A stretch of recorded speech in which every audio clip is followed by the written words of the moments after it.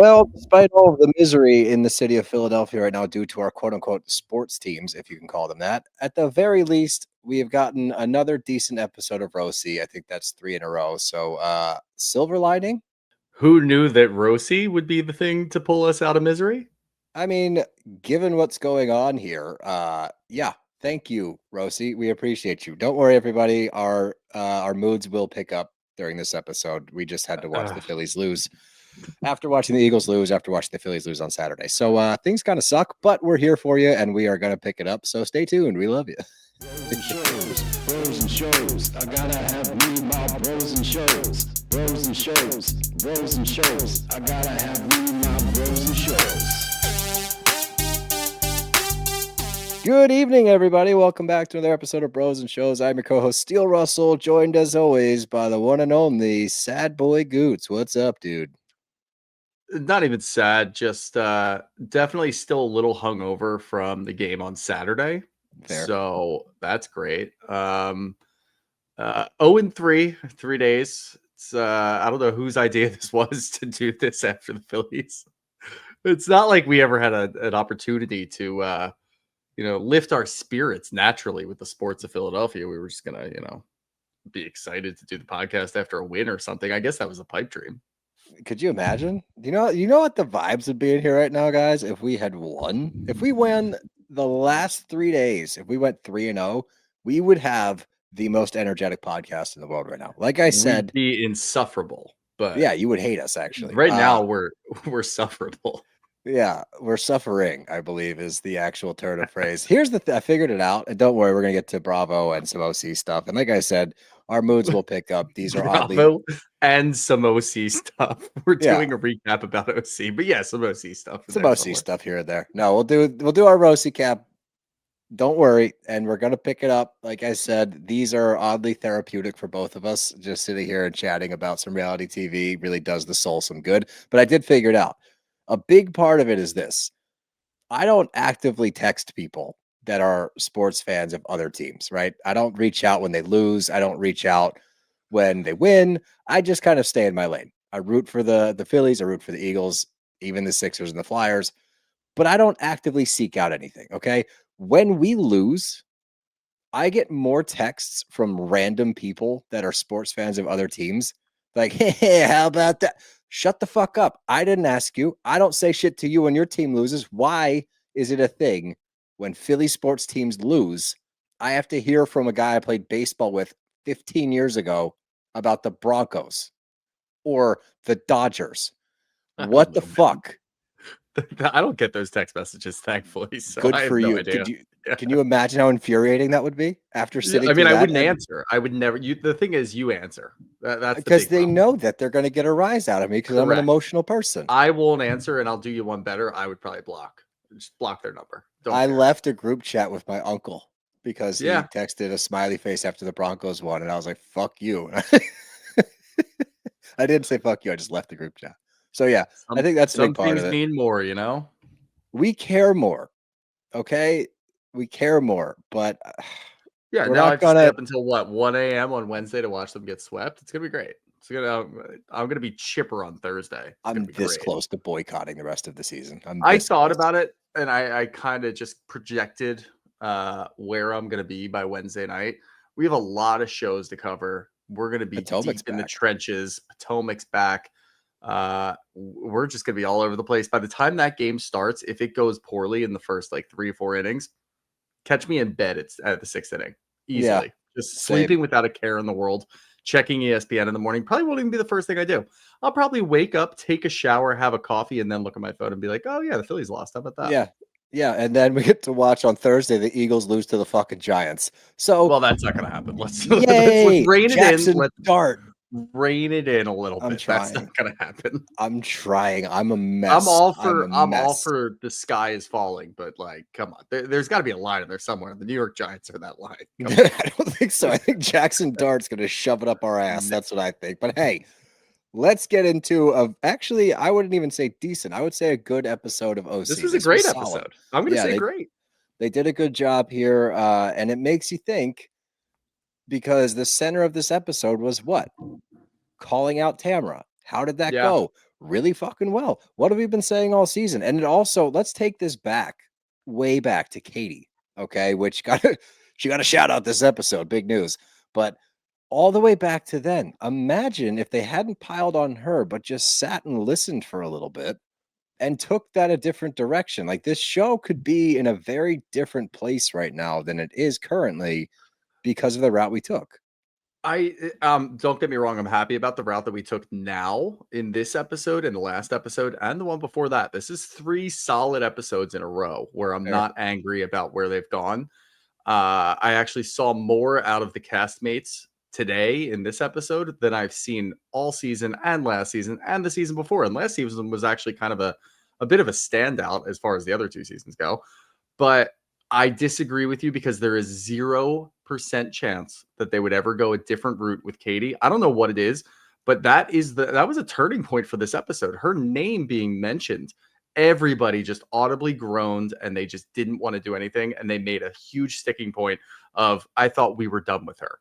Like, you could see it on their faces. Emily, who I think had an incredible episode today, who's had a better episode, or who has had the best episode that I've ever seen Emily have, even she was like, look on her face, absolutely not. I thought we were completely done with Katie. She was the only one that did that.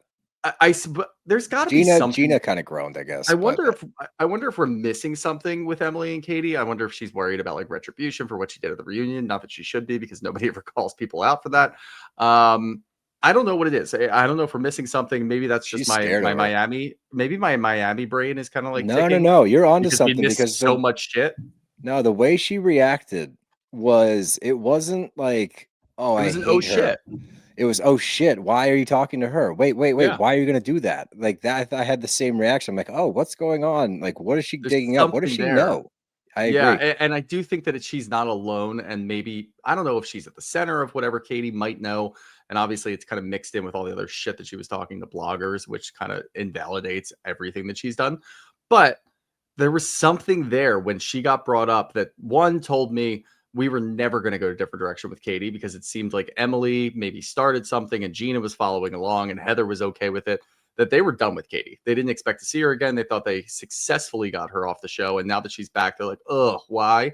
But there was another piece of that. And that's what we're talking about now, where it seems like maybe, and I wouldn't really be surprised if Katie knew something, whether by way of a blogger, by way of, a random DM that Emily was able to confirm, or here's a curveball, maybe a little shot in the dark here.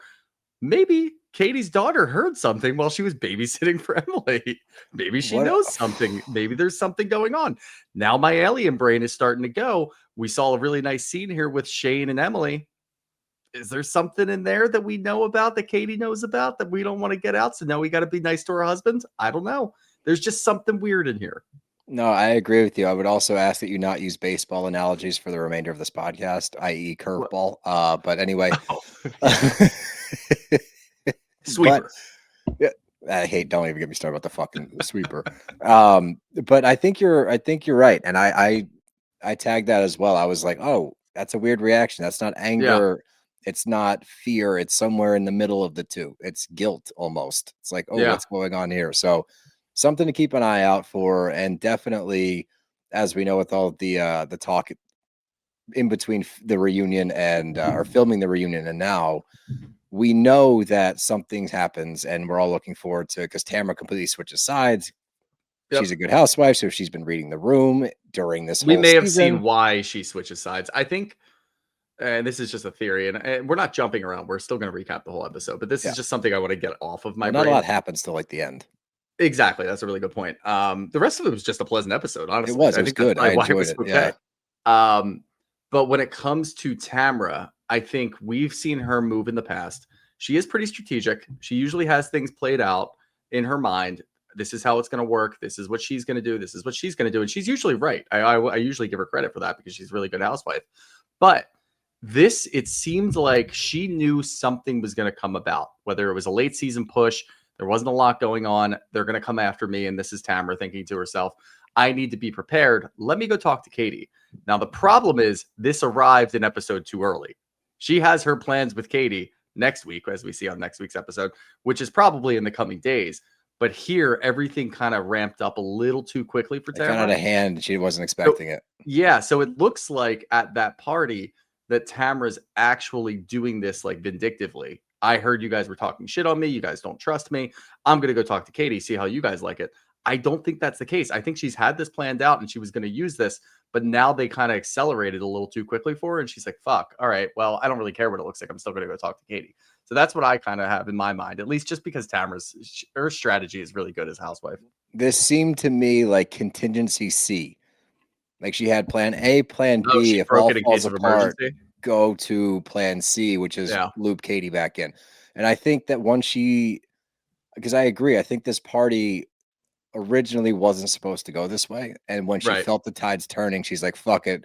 Like you said, break in case of emergency. Yeah. And when she realizes she lost the trust of those closest to her, then she's like, fuck it, I'm going scorched earth. And I have a plan for this, thanks to Katie. So fuck all of you.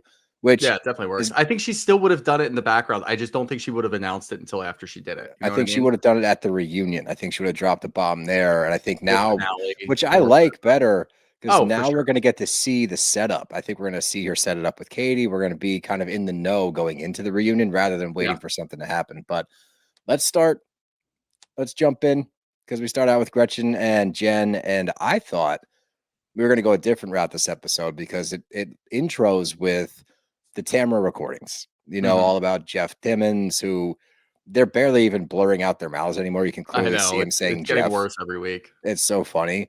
But I thought that's the route we were going. The one big key takeaway from this scene, the only real takeaway, is Jen recognizing Tamra can't be trusted. Tamra hasn't changed. We need to be mindful of her, is what she says to Gretchen. So, like, that's really all that happened here was Yeah. acknowledgement that, like, okay, yeah, I'm not going back into Team Tamra, which is important for later. It's important for later, but she's said it now, what, 6 times this season alone? This one I mean, she believed, started though. off this one, no, I still don't believe it. I still think she's able to flip-flop, and obviously, with the power of social media, we now know that they still haven't come back together, but I still think they can do it again, and it's Housewives, so in that world, anything's possible. No, I agree. But Tamara's setting the party up at her house, and Eddie shows up in his biker gear and his grunt style t-shirt. Hell yeah, brother. And the second Eddie sighting of the season. Yep. Too many for me, but that's just me. And she's talking about Shannon post Temecula and potentially being able to repair this friendship because I guess Shannon had sent Tamara something about treatment in regards to Teddy or like a care plan or something like that, just to check in with her, which is nice. But to me, Yeah. I guess my question with that is like, we were really proud of Shannon for the boundaries, right? Like that was a big moment in Temecula. She's like, nope, nope, nope. Is this an indicator? It's like the door's never fully closed. I think that the door is a completely type of door than we've been anticipating. I don't think it's a friendship door. I think it's like an acquaintance type of door, and that's kind of what Shannon's going for at this point. I think it's okay. I have no problem with this. I didn't really, my alarm didn't go off. I didn't look and say, oh shit, here goes Shannon again. She's trying to get closer to Tamra. I think this was simply I really care for Teddy. I'm sorry that she's going through this. You and I have a history, so we can always kind of have this back and forth. By the way, here's something I found. So that's kind of where I took it. Okay. And I don't think that Shannon's really shown me anything to the contrary pretty much all season. I haven't really seen her. She's been fairly steadfast. She's been very steadfast and setting boundaries, and she's been actually better at setting boundaries as the season's gone on. So it would be a really weird turn of events if all of a sudden she's texting Tamra and like being buddy again. I just don't see that right now. And again, Housewives world, maybe they're friends again in 2 years. Maybe Vicky comes back, repairs the friendship. Who knows what happens in the future? But where we are right now, I didn't really take that as I want to be friends with you again. I took it as This is a nice gesture. All right. And I mean, it's confirmed at the end of the episode because she immediately is like, Tamara's doing it again. So, Yep. So yeah, hopefully that door is closed. But the rumors come back up, the 98 degrees rumors. This might have been the most Tamara episode of all time.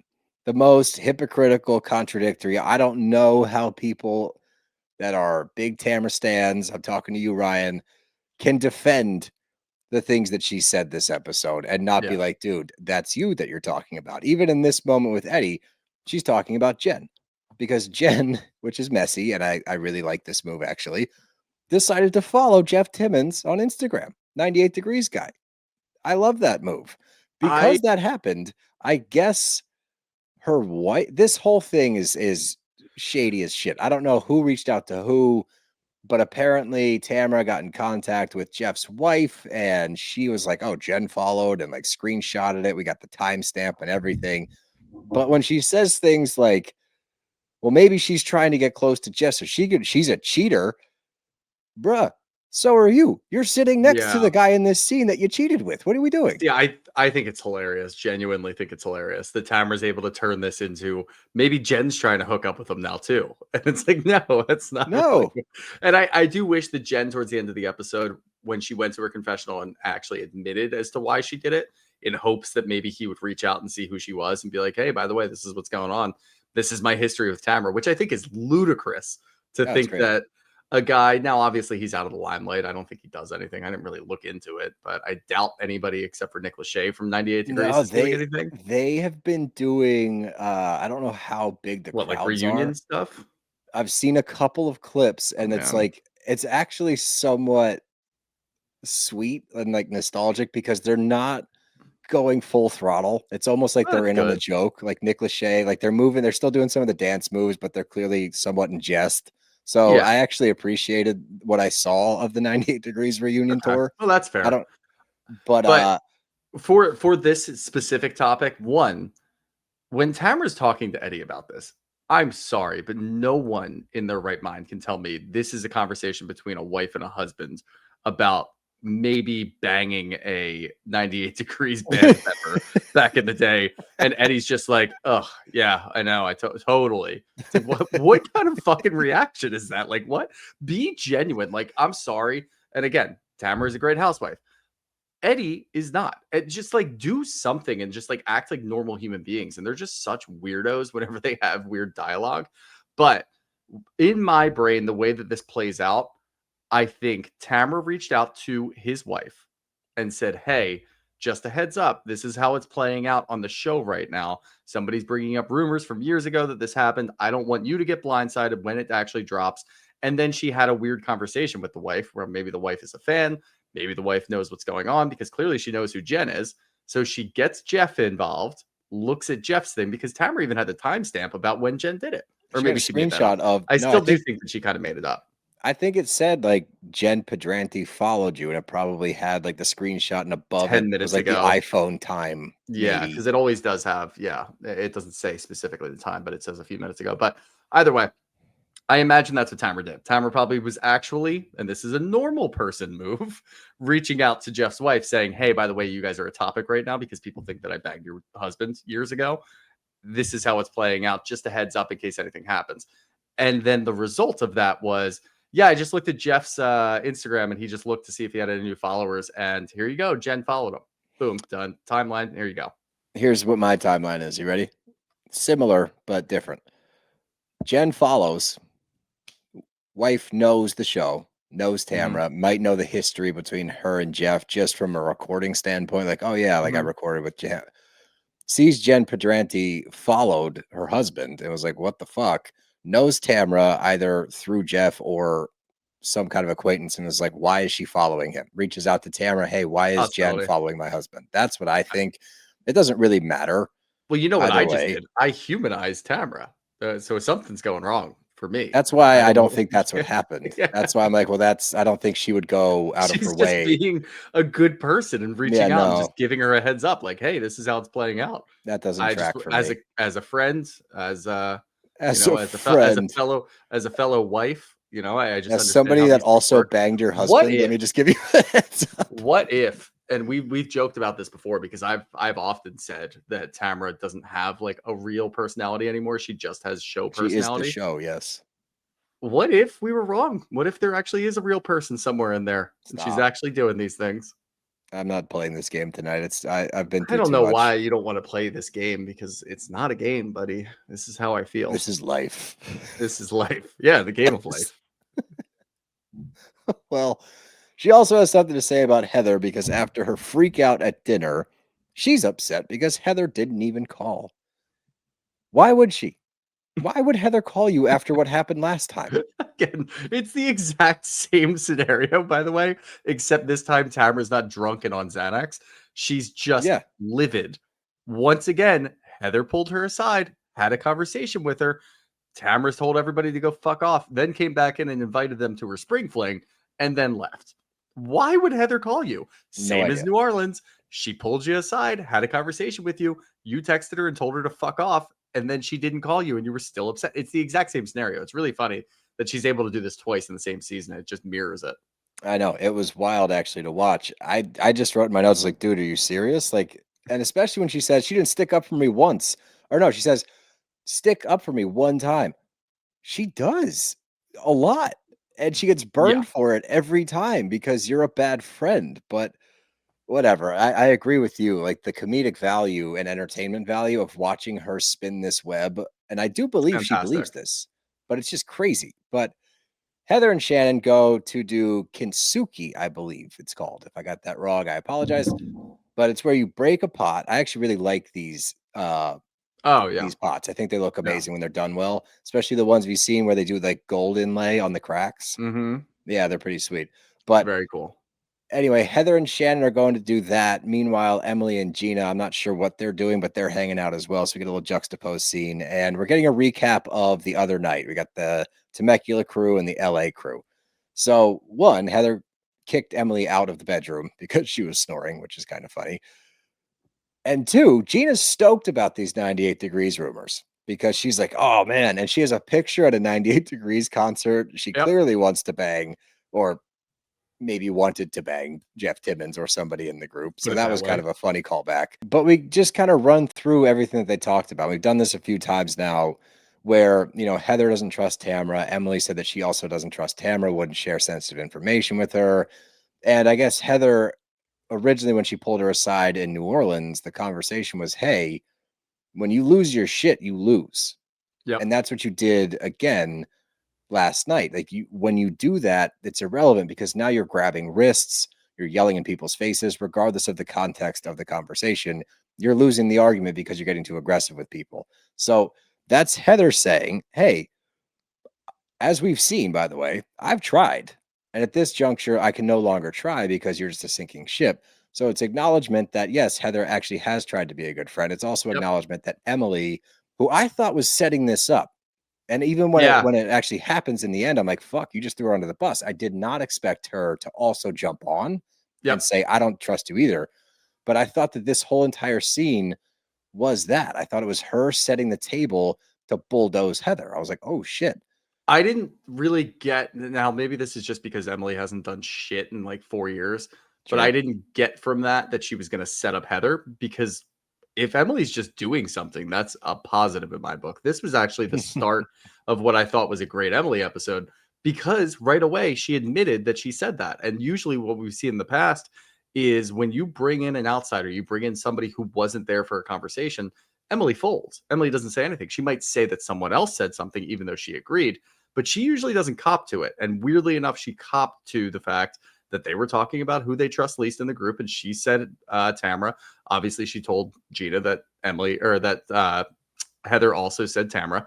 So yes, I did think it was a setup, but I thought it was going to be more of a, we already know this is getting back to Tamra, let's get ahead of it. And I'm like, whoa, you're actually doing a move. You're actually planning. This is bizarre. And it's not just some Turkish New Year type of deal where you're going to have a fake lie detector test come up. You're actually planning on being prepared You're for when housewifing. Tamra loses her shit. You're housewifing. This is incredible. I haven't seen this from you in 4 years. This is great. So I was just pleasantly surprised. I don't even think that I had time or energy or the emotions to really fight through to actually dig in and see what she was actually going to do. I was just excited to see that she was working. She Yeah, showed up for work today. That's that's big. fair. She put on her hard hat and she got to work. We love to see it. Love to see it. Well done, Heather. But or Emily. See, I can't even say well done, Emily, because it's No, so foreign. Heather's side of it was more of a conversation geared towards what Shannon thought. And I think we just got more of the same from Shannon, where she's like, yep, Yeah. Yeah. that's what Tamara's going to do. That's what we've been seeing. There's all repeat behavior. She's not changing. And I love that Shannon's actually getting more of a voice too about this, because in the She's past, getting more, yeah. even this season, we've seen her just kind of slide away, quietly walk away from situations, maybe mutter something under her breath, and then go to her confessional. But now that she sees that other people are noticing, hey, it's repeat behavior, even though it's been repeat behavior for 18 years, it's repeat behavior. This is going to be the same. She's not going to change. Okay, you're on my side. All right, now I've got some more things to say. So I think we're slowly getting Shannon out of her shell when it comes to bashing Tamra a little bit. And I don't even think she's bashing. She's just pointing out the obvious. I agree. And she's doing it now in a way that's calm, right? I think that's the difference. Like when she's talking about Tamra now, it's not exasperated and running around the room yelling. It's more so just like conversations with people, so it lands better. It's like, oh, it's really starting to sink in. You're starting to really see it, which is exciting. Shannon points out that Heather's name had come up on the trip in regards to her comedy. I guess she's going, this was a strange scene, but I will say this. This whole situation was bizarre to me. I don't really, it seems like such a moot point that we're like, it seems irrelevant, especially but it's Heather. So of course she's going to make a big deal out of it. So I guess it kind of works. Either way, it activated Heather. So we have these back-to-back scenes where Emily gets activated, does something I haven't seen her do in 4 years, which is her job.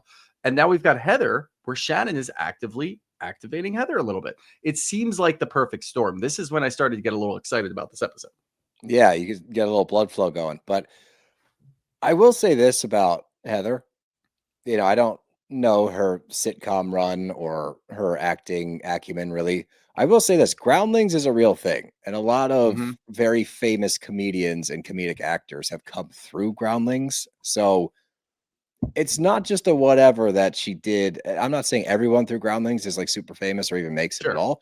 But I will say this, like, it is a real thing. So I do want to give her some credit for auditioning and making it in there. It doesn't mean a whole lot, but it is kind of a thing. I'm not even concerned about how she got into it. Like, obviously there's some influence in there for sure, but I applaud her effort. She at least showed up and did an audition. Like, that's kind of cool.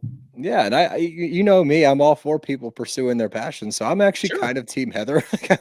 I want her to land a comedy role, to be like, just to say, fuck you, Gina. I think the way it was explained could have been a little bit better, but even the way that Shannon explained it, it didn't seem inflammatory. It didn't seem like they were all just like joking about her, making fun of her, crushing her dreams or anything like that. But that's how Heather took it. And I just love to watch the wheel spin. Again, Heather hasn't really done a whole lot in the last couple of years. She's been mailing it in. So seeing her get activated from such a simple little comment, and obviously she is very protective of her IMDb. So yeah, I mean, whatever works, honestly, just throw your hat how you get to her, dude. That's what I've noticed is if you want to get under Heather's skin, it's not about something going on in the show. It's not about Tamra. It's not about Emily. It's not about anybody else. If you just take a dig at something she's passionate about, she will go all in. So I don't think it was even intentional by Shannon. I don't think she was trying to set this up. I think if anything, she was trying to get ahead of it. So if it came out later, she'd be like, hey, I told you, like I wasn't part of that. But it works because like you said, now we have Heather clocking in, and a locked in Heather is always great. It's so few and far between now that when it happens, you're kind of like, whoa, give me a sec. So between that and Emily, like you said, it's a reason to get excited. So at least get us through the next like 4 episodes of the season. Just get us to the end. Yeah. It gives us like something to root for. It gives us, because I feel like a big part of a lot of people that watch these shows is obviously like to speculate and think about like, oh, I bet this is going to happen. Maybe that's going to, I mean, that's what we do on the show half the time. I've lost all of that in this show, this season, these past few seasons. I don't have that at all. And that I think allows me to be pleasantly surprised because I'm not rooting for any of them. I kind of think that they all suck on a different level. But if you're going to give me entertaining TV and let me watch you guys battle it out, I'm going to tune in and I'm not really going to root for anybody. Hell yeah, brother. Let's get to Dawson and his first tattoo. This scene, wild. Dude, the first scene for like coming up after the commercial break was awful. I was like, it's got to be a joke. I was like, it's got to be a joke. It's got to be a joke. Like, I was uncomfortable watching that. And then come to find out in this scene, it was real. And I didn't really like it. I guess, don't know why this. According to something I read somewhere, he passed out twice, I guess. Yeah. We just got to see the one. But yeah, he was getting 4 7s tattooed across his chest for no reason. He says it's his mom's birthday, which I hope that's the real reason. But claims like it just wanted 7s on his chest. But anyway, mid tattoo passes out, like Yep. borderline seizure, which is a real thing. It does happen to people. I guess like your adrenaline spikes and then you get tunnel vision and your blood flow starts getting all fucked up and you pass out. It's not that big of a deal, but it is scary. It's never happened to me, no big deal. But what I did like about this scene and what I like about Jen away from the group, she's obviously taken a lot of strides back this season. We've watched her kind of spiral, especially in real time, trying to respond to some of the criticism. She's a good mom. And I like watching this dynamic of her family in particular because it's a little bit strange. You know, they've Yeah. been through a lot. I don't want to say broken home. I think it's a fucked up word if it doesn't apply. Like if they're in a happy Yeah. family now, but it's obviously a strange situation. And watching her communicate with her kids about Ryan, about the wedding, like I think that's nice to get their perspective. And I think it's also nice that the kids are up front, like, yeah, this is kind of fucking weird, mom, but we like Ryan. You know, I love Ryan. He's like a stepdad to me. Her other son wasn't as forthcoming because Dawson's like, yeah, he's like No. a stepdad. He's like, yeah, you know, I like him. He's sweet. Dawson was like, yeah, I call him my stepdad or, my mom's boyfriend or, That whoever guy, Ryan. she's dating. Ryan. Yeah, you guys know her. I mean, my takeaway was because we've been a little unsure about Ryan. Is he putting things on for the camera? Is he camera tested and ready after last season? And now he just knows how to be a nice guy and show up. But hearing the kids say it, I feel like is a good confidence statement. If the kids like him, then we should like him. That's really all it comes down to. We should like him. We should like him. I don't like him. I will I like him say better than Eddie. Oh, yeah, but that's a low bar. That's a really low The bar. husbands on this show are a very low bar. The husbands on this show in particular, you can even add John Jansen to that mix. Yeah. It's not, there is no bar. The Yeah. bar's at the bottom of the Marianas Trench. Like it is a brutal showing of men on this show. Yeah. But as far as like, that's the funniest part. Ryan's obviously a little sketchy or was a little sketchy given everything that happened. I think that getting this vote of confidence from Jen's kids, multiple of her children, the daughter, both of the sons. And I think that's a pretty big positive to where we can at least say, okay, he's taking care of the kids. Jen seems to love him. What it does, I can move on from Ryan entirely now. Now I can say it's fine. He's fine. And he's also whatever. not showing up on screen so much. Like it's not like he forced his way into this scene. He's not really forcing his way into a lot of the scenes. I mean, we see him here and there, but he's just kind of debriefing with Jen and he seems to be on point during those scenes, but he's not on a ton. He's not Slade. He's not trying to find the camera, which it could have gone that way after last year. It could have gone that way in the off season after all the shit that happened to him. But instead, he's just kind of doing the role of, I'm a husband on a housewife show. I'm going to be pleasant on screen when I'm on screen. Otherwise, I'm not getting involved. And that's kind of where he is right now. And that's a good place to be. Yeah, I agree. Let's get to Emily and Shane, who are getting another nice scene. It was, maybe I'm so jaded at this point. I think you might be, yeah. Because if I think it was nice, then it was probably nice. I'm usually that's actually cynical. A good point because you're usually the tougher critic with these two, yeah, or at least just with Emily. It's just to me again, it comes back to one thing. First and foremost, I'm glad they've reached a place together where they seem to be able to move forward with the diagnosis. It's obviously still a little confusing. I guess he has ADHD. He's dyslexic. He's got a learning disability, amongst other things. They don't know if he's on the spectrum or not, or they didn't say if he's autistic or not specifically, but they kind of have a game plan now, which is what we've been talking about. Like maybe let's wait until the doctor diagnoses and then go from there. But they've reached a point where they seem to be communicating about it better. And I think the biggest takeaway is that's what's best for their son. They don't need to be butting heads about this shit, especially a lot of the times when the kids are either near them or in the room, which is never good. But I don't know. I think the sticking point for me that I'm having a tough time getting past is her criticism of others about talking about children. I understand these are her children, but I cannot let go of the fact that now you're talking about your other son's therapist. Now you're talking about a lot of mental health stuff in regards to your children who don't get to have a say in this whole thing. And yet you want to crucify Katie for talking about kids. I cannot move past it. I think it's too hypocritical for me. No, I think that's entirely fair. And honestly, there's a lot of different things going on in this. Like I said, I don't want to take away from it seeming to be a much nicer scene where they're getting along. I and at agree least, there. Like, not, like you said, not butting heads. I can also look past the thing I said at the beginning of the episode was just a theory that I'm positing. All right. So that has nothing to do with anything. I'm not saying there's anything going on with these two or there's an affair afoot or anything like that. It's just a theory that I'm positing. Guys. You are the Back person off. that Emily references. There's people online saying that Shane cheated. I don't know why. And like, if you look at it'd probably be like a quote from Shooter Magooter. If he didn't, he should, is probably what I said. That's the one you had last week. I don't know if he is, but he should. Yeah. Shooter Magooter. Yeah, probably. I mean, it's fair, honestly. That'd be pretty great quote card. But I think it was a really nice scene. And I do think what the big issue if Andy read it at the reunion, this one from Shooter Magooter, if he's not having a fairy sorry, continue. That would rock. But no, I do think that what we've been critical of pretty much all season hasn't been their handling of it. It hasn't really been, okay, are you sure you want to do that when it comes to the kid? Are you sure you want to do that when it comes to Shane? I do think at the root is you guys don't know. So stop talking about it until you actually have an idea of what's going on a TV show. Once you get a grip on it, then sure, talk about it. All the awareness that has to come around it. I'm sure it could help some people that are watching. But in that interim where neither of them had any fucking clue what the hell was going on. The doctor didn't diagnose anything. They didn't know what was going on. They're just butting heads. It wasn't nice to watch. And again, that's when we bring in the kids. Like, do we really want to do this right now? They're going to have to watch this. That's what we were critical of, is just their handling of projecting it onto a TV show that millions of people are going to watch at some point over the next 10 years until that kid's old enough to look back and be like, what the fuck? Why did they do this?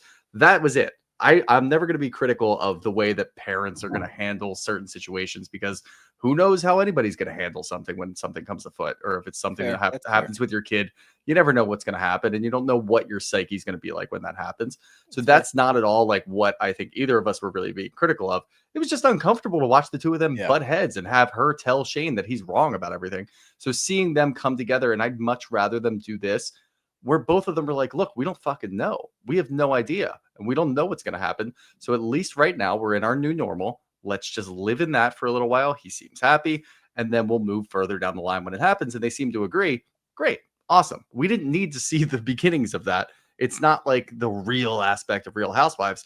It was uncomfortable. That's really all it is. So seeing them at least come together and have that semblance of, look, we don't fucking know. Let's just do what we can and just be good parents. That's good. That's what you should do. Yeah, I agree. That's a good way to put it. I mean, Shane said that 3 episodes ago, but whatever. At least they got there eventually.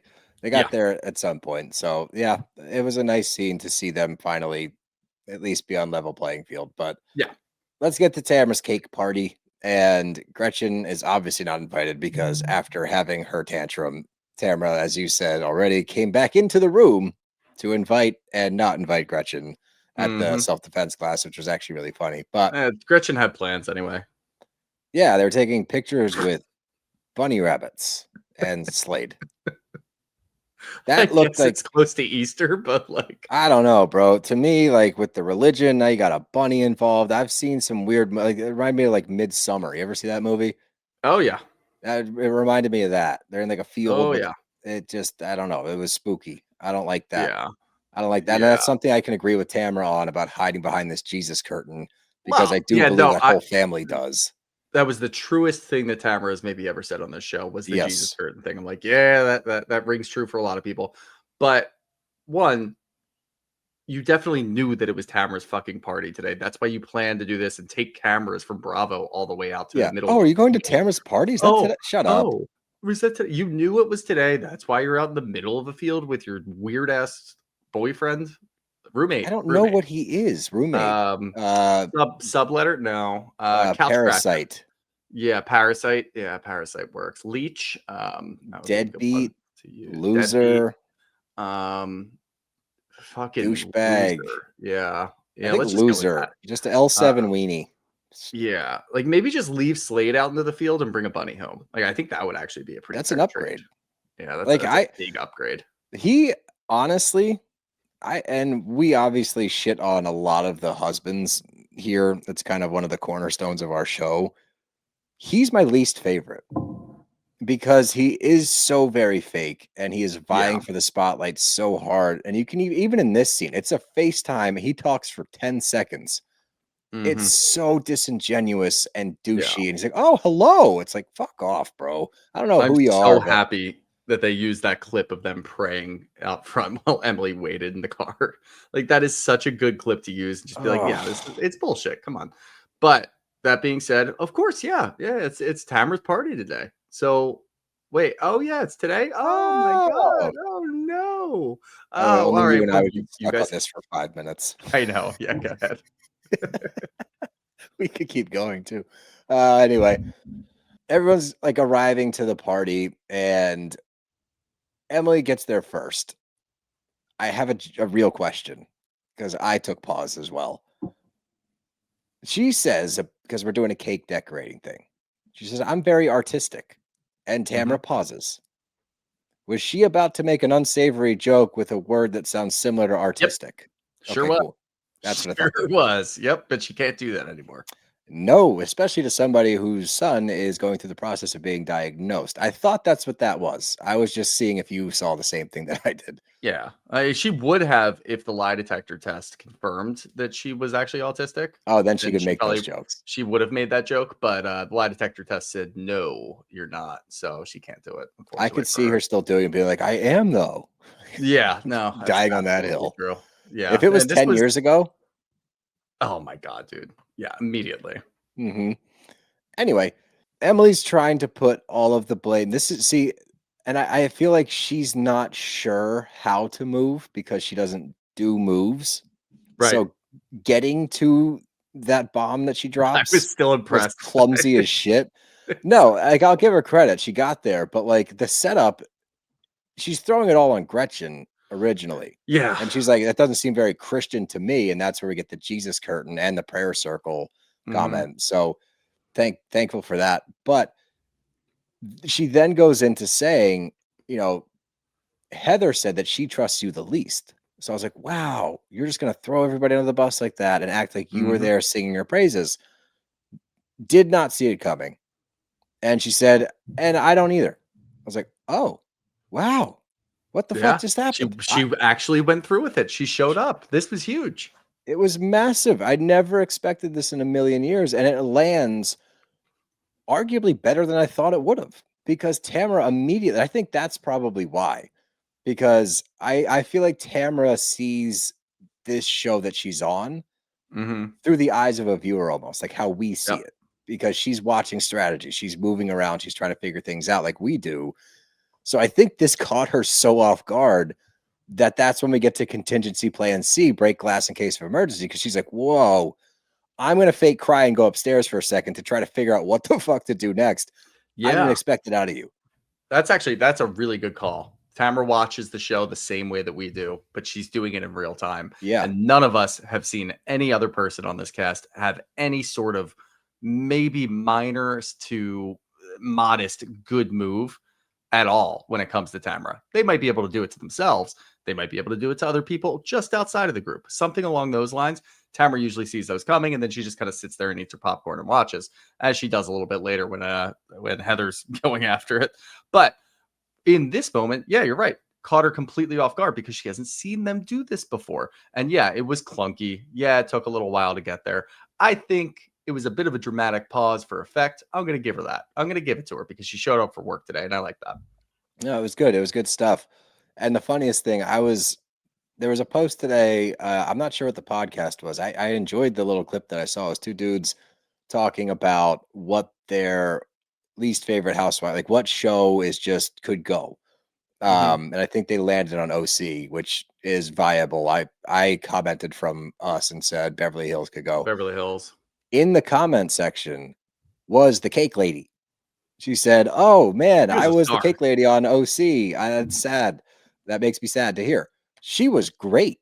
She was outstanding. I'm just gonna sit over here in my buttercream corner is a phenomenal line. We had she did a one-up of what we saw in Salt Lake because that waitress in Salt Lake was incredible. And she didn't do a whole lot. She was just frozen in fear for the most part. But that was incredible. Now this is good. This is involved, and I love it because she had little quips. She was ready to go. The best part is because Emily doesn't have anybody there yet to bounce things off of because Gina hasn't arrived yet. She gets to be in this scene. She's like, "What do you think of that?" Like, she's like, "Ah, I don't know, dude. I'm just cakes, like cakes." Oh yeah, just the cake lady. But yeah, I was I like, wanted "This to isn't even my house. What am I supposed to do?" She's like, "I don't know." I wasn't supposed to come to work today. Yeah. I just wanted to give her a shout out because I really enjoyed her. But hold on, there you go. Gina shows up and Tamara comes back downstairs and does the oh hey like and just kind of cold shoulders Emily, which we know with Tamara's not going to last long because she simply can't contain herself, nor should she, especially in this scene. But she starts to get activated pretty quickly, and she's like, and this I would love to get Ryan Stoneman's take on this or anybody that's like a full-time Tamara stan. How do you defend this? Because she's saying she is throwing every rock at her glass house. She's like, all I do is support, support, support. No one supports me. Tamara, everybody unconditionally supports you and for reasons that we cannot fathom. It's taken 18 years for some of these women to finally wise up and be like, oh, maybe Tamara's bad news. What do you mean nobody supports me? And what do you mean all you do is support? All you do is dig for shit and throw people under the bus. Yeah. The amount of comments that she makes in this dinner party or cake decorating party, they were fun. They were. I had a blast. Don't get me wrong. This is where I wonder where Tamara's going because part of me thinks that she's doing this on purpose, and it's absolutely just, I understand how ironic it is for me to do this, but I'm still going to do it anyway because it's really funny. I hope that that's the case. I don't really want her to be that twisted mentally to believe that these are the things that she's saying. Like, I think she does. I hope entertainment value. This is just her taking over. Like, I'm just going to spew out all this nonsense and see what happens. And usually, by the way, it works because once she starts doing that, then somebody coddles her and then we get to move on. But not this time. Not this time. They're ready to go. Yeah, it was just surprising to see. I think my favorite line was, Gina obviously is still being Gina and being, placating everything. And she's like, I think it's cool that you could have boinked them. Like, I think that's great. I would have loved to do that. Haha. Crazy. That's not the part that I think is funny because obviously then we get Tamara saying, well, his wife DM'd me a picture of Jen, blah, blah, blah, blah, blah. The funniest part is that Tamara is like, well, I didn't do that, but then has to clarify, oh, I totally could have, though. Like, I could have. I didn't, but I could have. It's like between that and making sure last week that you set up the fact that before anyone even talks about the rumor, they just talk about you in the recording studio, but you have to clarify, oh, yeah, that was right after Simon and I separated, and Eddie and I had been maybe dating for like a week. Yeah. Nobody asked about that part, but you gave us that information anyway. And now you're saying, well, I could have boinked him. Let's just clarify. I chose not to. Okay, cool. So you did. Yeah. So you did. So can we hear that recording or no? I don't know. I was thinking about like legally. Do you think it comes out at the reunion? No, I don't think we ever hear it. If you're asking me seriously, I hope, but I can't imagine there's a world in which we ever hear that recording. I don't know who has it. Slade said he heard allegedly, which I don't believe, obviously. No, Slade says Gretchen alludes to the fact that Slade possesses the recording. I don't believe that, but I highly doubt that. Yeah, if he does, we would have heard it by now, unless he's like just gearing up for the reunion, which also wouldn't put it past him, but I still don't think we hear it. Yeah, and just before we get into, obviously, everything falls apart, I just have one question. Is Gretchen the biggest flop that we've seen? She's in the top 3. What does she deliver? I mean, her and Alexis are tied right now. Alexis was still a bigger flop last year. Yeah, because there was more effort involved. There was so much effort, and she only had one thing to do. At the very least, you can kind of spin this for Gretchen a little bit because her task was to take down Tamra. Didn't really work, and she pivoted to just trying to be like a normal member of the show. So at least she did something else. Alexis just kept going ahead, even though it wasn't landing. So now, I kind of respect it could that more. change. Yeah, it could change, but I still have Alexis as the bigger flop. Okay. Well, they're decorating the cakes, and Katie comes up. Emily makes a comment about Katie. And I wrote down in here because Tamra says, I'm going to meet with her. She's going to tell me everything. And I wrote in my notes, Emily gets nervous. Yep. Tamra says something resonated with me that she said. And it does. Like, this is what's good about Tamra is like when she connects her dots, they're logical enough that you're like, okay, that carries weight. Because with all of this shit that's going on with Gretchen, with their feud boiling over once again, and with Gretchen saying some half truths, we heard about this hospital thing. She did, she didn't go. We don't really know. Tamara just points that part out. She's like, well, she's lied about a lot of other stuff. And now we hear that she did tell Katie. So maybe, you know what? Maybe she did tell Katie that. Maybe that is true. And it's a good way for Tamra to kill like 3 birds with 1 stone if she just goes to Katie, because now she's pissed at Emily. So she can probably get some dirt on Emily by going to Katie. She's pissed at Jen. Katie's probably pissed at Jen because Jen flipped on her. And obviously she's pissed at Gretchen. And that was the number 1 takedown was, okay, if Gretchen pisses me off, I'll go meet with Katie and get some information to just try to string this thing along a little bit more, maybe team up with Katie and take down Gretchen and just get her out of my life once and for all. But now she's got other people. Now she's got Jen who's following Jeff. Now she's got Emily over here saying she doesn't trust her. Heather is going to be Heather. I don't think the Tamra's even going to bother with Heather. You don't really have to. But with the others, this is just a 3-for-1 special at this point. It just keeps piling up, and the same person has dirt on these people. So why not go to Katie at this point? And like you said, and what we said in the beginning of the episode, Emily looked a little scared. There was like a little gulp. Why? I thought we were done with Katie. And it was, if it is what I thought it was originally, which is I really thought that we did a good job eradicating her from our show. Why are you going back to her? Then okay, whatever. But I do think there's got to be something else there. Otherwise, not all of these stones that we see at this point throughout the season, where Emily took a huge stance against Katie, then set her up with the lie detector test to get her out, finally got her out, felt so accomplished. Why?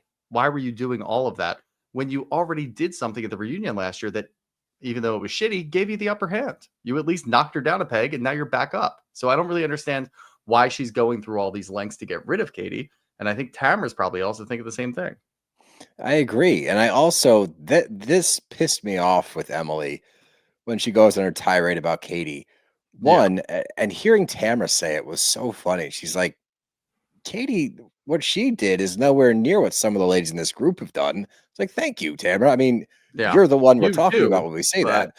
But yeah, that's what we've been screaming at our TVs all season. And when Emily's like, I thought we were done with her, like, it really pisses me off. It's like, dude, regardless of your thoughts and feelings, she's a fucking cast member.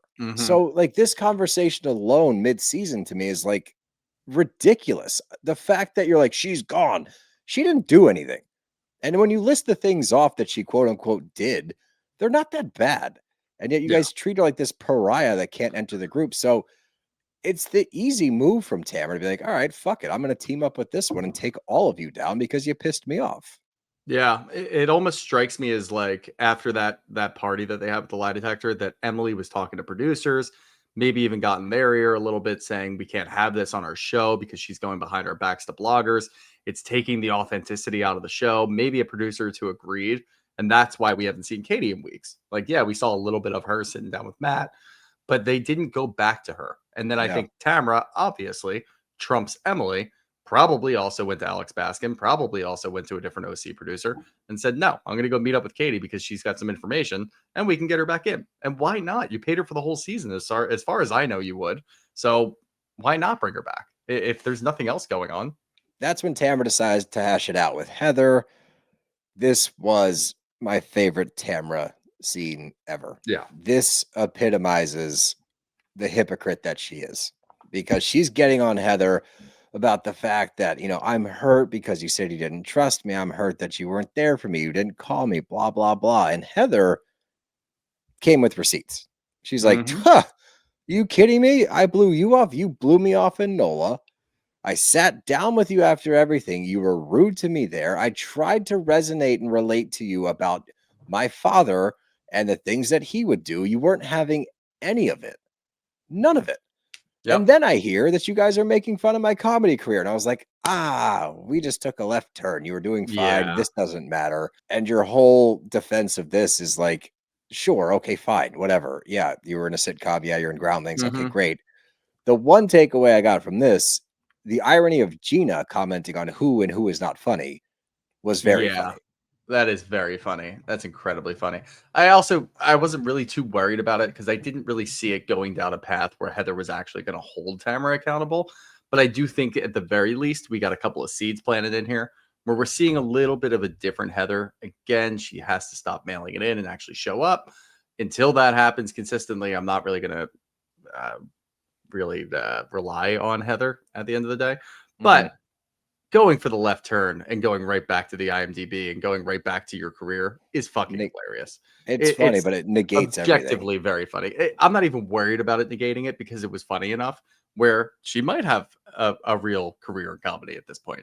If you're going to do something like that and take a full left turn back to your career, kind of funny. We already did this before and I like it.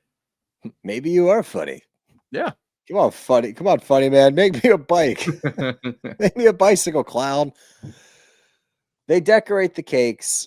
I love the petty shots being taken by Tamra. Emily, you suck at this. Your cake sucks. Like just that kind of shit I live for. But Jeff Timmons comes up once again.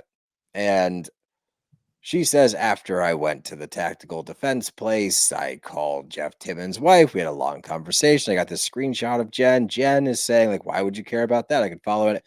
It was a shady move, Jen. Yep. And she acknowledges that in the confessional. Such a funny reason though. Like, in what world is Jeff going to reach out to you and be like, "Hey, you do that show with Tamra, right? How about this? This is I what banged happened." her in a recording studio. Yeah, How did you think that was going to happen? I don't know, but it was funny to hear her say it. Yeah. It's just listening to Tamara's defense of it. She's like, if you were my friend, I wouldn't think to do that. It's like, one, you would totally do that. Two, since when have you and Jen been friends? You guys have been trying to piece things back together, but you guys aren't friendly. No, not at all. I don't really even understand her trying to take down Jen again. I don't either at this point. I think she's scrambling a little bit. I don't know if it's scrambling or if it's maybe Tamra's perspective is I'm not going to take my boot up from your neck. Like I do have you down and you really can't get to me, but I need to knock you down again just to make sure that you know that I'm here just in case you're getting any ideas. And maybe it is scrambling actually, now that I'm kind of talking myself into it. Maybe when she saw that Jen followed him, it was oh fuck, she's still coming after me. All right, let me knock her down again. Maybe it was something like that. Maybe. But I don't think it really takes that much work if you're Tamra to put Jen back down again. You can do it anytime that you want. Just lift your finger. Yeah, but I also think that she kind of missteps with her here. Yeah. Because she's talking about the Instagram thing and the fact that she's a picture of it. And Jen's like, why would you do that? Like, why would you print it out? Oh, you have a timestamp? Like, what the fuck's wrong with you? And she's like, she literally says, why would you do that? Tamara's response is, I didn't do that. I just printed it out and pointed it out to you. Yeah. That's doing. That's what that means. Yeah. Jen's a little bit more comfortable when Tamra comes after her, at least now. So I think everybody is. Yeah, everybody's handling her shit better, which is interesting. And if she didn't have Katie in her back pocket right now, we would not be seeing a very successful Tamra. I do think that they had her in a corner and Tamra being Tamra found a way to kind of wiggle out of there. And that was via Katie, knowing that she had some dirt there. But everything just falls apart at the end, and Tamra is pouring it on thick. The fake tears come out in droves, and she does the whole thing. I don't want to be in this group anymore. She's threatening to quit now. She's saying, like, you don't want to hear what I have to say. Heather's like screaming at her, like, yes, I do. Heather does care. Yeah. For whatever reason. I don't understand the reason, but she does. I just like, honestly, throughout all of this, I was looking at everybody else. Like, yes, Tamra and Heather just had a conversation. Of course, Heather's going to go after Tamra again and try to talk her down, try to get back to her, get through to her, and try to understand where she's coming from. Nobody else cared. Shannon's walking away. same old Tamra. This is what I'm telling you guys. She does this shit all the time. Of course, she's going to quit again. Gina's looking for her cake that she left outside. Emily's just wandering around at this point. No one really seems to bat an eye anymore. Whereas in the past, and even as early ago as what, like 7-8 episodes, people always flock to her. People are texting her, trying to see what's going on. No one's even touching it. They're just letting her go off on her tirade. So I think, one, we're going to get a couple of good byproducts from this. One, it gives us a good reason to watch the rest of this season. It does. Because it seems like the ladies are in a different spot and they're not doing the same old shit that they always do. And two, that we might get a motivated Tamra. Maybe she is going to think everybody's all against her. Nobody's got her back. I'm going to go to Katie and go scorched earth. If Tamra goes scorched earth, that's still good TV. So it's a win-win scenario for us. I agree. It gives us some hope for the future. Mm-hmm. And that's pretty much it. She fake quits again. No one's surprised. No one even really has a reaction to it other than, Tamra quit again. Ha, ha, ha. Yep. So this might, look, it's not going to save the season. The vast majority was just unwatchable. But the last 3 episodes have been solid. This one was good. This is a good episode. And it gives us reason to hope that this could finish out a strong season or a strong end of the season. I still don't want to use whole season in that same sentence. Yeah, no. And they could wrap it with a good reunion, which at the very least gives us something to talk about. I do not think, and I think this is very important, Bravo, if any producers are listening or anybody involved, this does not mean if you end on a high note that this season or this show is good. Yes, we still have things to fix here. Okay, but you might have been able to salvage something out of this big piece of shit. So, yay. How about some questions from DMG 1965? No question. One of the bros mentioned Eddie looked funny or different. It's his new teeth. I didn't realize he had new teeth. I guess him and Tamra got a 2-for-1 special. Oh, there you go. You were wondering why. How about that? From Stacy Moss Seals. What was Emily's intention for telling Tamra she doesn't trust her? To get ahead of it? ? Mm-hmm. I'm gonna regret this. I think she knows it was good TV. How about that? Okay. She knows she has to do something different. I'll take that. Side note from MEMs, are you still recapping Dancing with the Stars? Yeah, don't worry. We'll get back to it. We'll probably do a 2-for this week. Yeah, we'll do last week and this week. It's a good show to do a 2-for for. Yeah, I agree. From Gail Style, Tamra's fake tears are ridiculous. They were outrageous this episode and very funny. Yeah. From Jennifer McKimber, has Tamra and her asshole... This is a very funny word. Funny phrase. Asshole ridiculousness finally pushed Heather and Emily to their limits. I don't know why that tickled me, but that was funny. Yeah, I think we finally see the entire group shifting away from Tamra. I think that she's finally overplayed her hand. Little do they know she's got an ace up her sleeve, but yes, I think so. Yeah. K Stokes 829 over under. How many more times does Tamra quit? If we're just going for this season, I think she's got one more in her. I think so she's got one more in her. I agree. This is a good point, and yeah, I do. But from Hildita La Del Barrio, do you believe Tamra's actually surprised they don't trust her? How? I do. I think Delusion? she is surprised. I don't think it's delusion. I think she's smart enough. But I think that she's surprised because she's always been able to kind of weasel her way around it and get them on her side. And finally, for whatever reason, it's not working. The fake tears didn't work. Storming off upstairs didn't work. Placing blame didn't work. All of her old tricks aren't working. And that's new for her. But she, once again, she's got contingency plan C in her pocket. So she had a backup. She just never thought she'd have to use it. That's a good point. Car Millionaire says, my 2.5-year-old can regulate his emotions better than Tamra. Probably. I believe you. From Kelsey Rhinoel, everyone seems completely over Tamra. Could it be that we're watching her downfall? I mean, it's similar to what I just said. She's got one more quit left in her. She definitely still has more housewifery back in her. I imagine this is a rude awakening for her right now, and it's not even really that bad. It's just people kind of talking about her here and there and not necessarily scared of her. I actually just realized that is really funny. Is that both Emily and Heather said, I don't trust Tamra the most in this group because why would I ever give her a personal thing that she can then use against me later?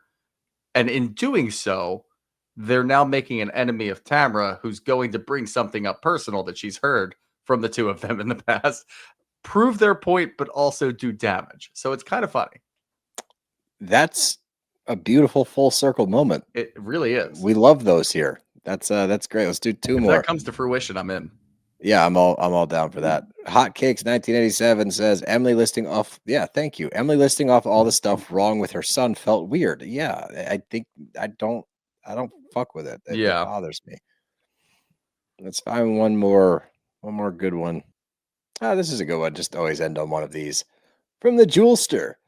I'm not watching anymore. I'm only listening to podcasts about it while vacuuming. Yeah, you're one of the people making us sit through it, but Yep. It's been better. So we're not been really better. sitting through it.